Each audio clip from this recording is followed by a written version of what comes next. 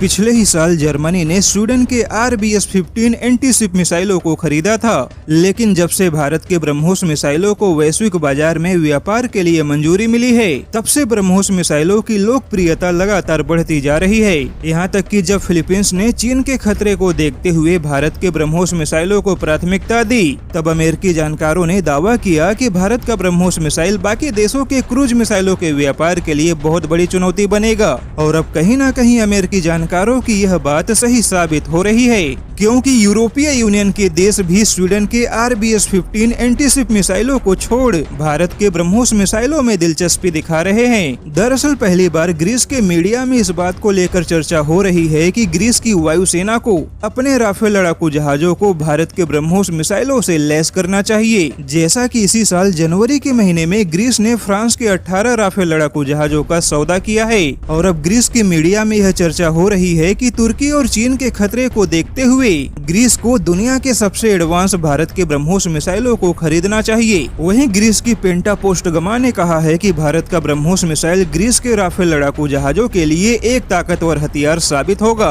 जिसके जरिए ग्रीस के लड़ाकू जहाज तुर्की में दहशत का माहौल बना सकते हैं। वहीं ग्रीस के जानकारों का कहना है कि समय आ गया है कि भारत के साथ एक मजबूत रक्षा संबंध बनाने चाहिए, ताकि तुर्की और चीन के तानाशाही का मजबूती से प्रतिकार किया जा सके। अब ऐसे में देखा जाए तो भारत का महत्व यूरोपीय यूनियन के देशों में दिखाई दे रहा है, लेकिन खास बात यह है कि भारत के ब्रह्मोस मिसाइलों के क्षमता के आगे स्वीडन या फिर बाकी देशों के मिसाइल फीके पड़ गए हैं। और पहली बार ऐसा हो रहा है कि कोई यूरोपीय यूनियन का देश अपने नाटो संगठन से बाहर निकलते हुए किसी एशियाई देश के हथियारों को तवज्जो दे रहा है, क्योंकि अभी तक पश्चिमी देश अपने हथियार या तो खुद बनाते आए हैं या फिर अमेरिकी हथियारों पर ही भरोसा दिखाते हैं। लेकिन भारत का महत्व ही कुछ ऐसा है कि अब पश्चिमी देश अपने पुराने परंपराओं को तोड़ते हुए भारत के साथ आगे बढ़ना चाहते हैं।